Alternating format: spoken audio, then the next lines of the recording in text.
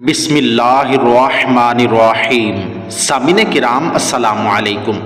روز محشر سب سے پہلے حضرت جبرائیل علیہ السلام اور حضرت میکائیل علیہ السلام زمین پر تشریف لائیں گے۔ ابھی کوئی بھی اپنی قبر سے باہر نہیں آیا ہوگا۔ ان کے پاس براق اور پوشاک اور تاج ہوگا جو ہمارے آقا و مولا حضرت محمد مصطفیٰ صلی اللہ علیہ وآلہ وسلم کے لیے لائیں گے، لیکن اس دن کی ہولناکی سے ایسے گھبرائے ہوئے ہوں گے کہ انہیں معلوم نہ ہو سکے گا کہ روضہ رسول اکرم صلی اللہ علیہ وآلہ وسلم کہاں ہے۔ زمین سے پوچھیں گے تو زمین کہے گی میں خود گھبراہٹ میں ہوں، مجھ سے نہ پوچھو، مجھے اب یہ خبر نہیں کہ میرے اندر کیا ہے اور کون ہے اور کہاں ہے۔ حضرت جبرائیل علیہ السلام مشرق و مغرب کا کونا کونا چھان ڈالیں گے، لیکن کچھ معلوم نہ ہو سکے گا۔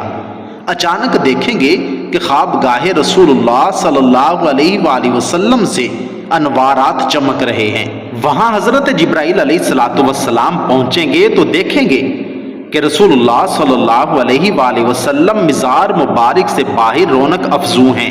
حدیث مبارکہ میں خود نبی کریم صلی اللہ علیہ وآلہ وسلم نے فرمایا، میں پہلا وہ ہوں کہ جس سے زمین پھٹے گی۔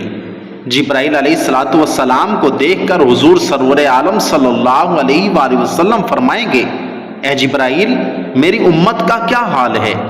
عرض کریں گے، یا رسول اللہ، آپ زمین سے باہر ہیں اور وہ ابھی زمین میں ہی ہے۔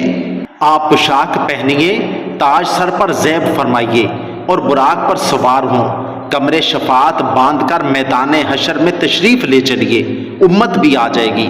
حضور سرور کونین صلی اللہ علیہ وآلہ وسلم سر مسجود ہو جائیں گے، اللہ تعالیٰ کی حمد و ثنا کریں گے۔ حق سے ندا آئے گی، اے حبیب، آج کا دن خدمت یعنی عبادت کا نہیں بلکہ عطا و نعمت کا دن ہے، سجود کا دن نہیں بلکہ سخا و جود کا دن ہے۔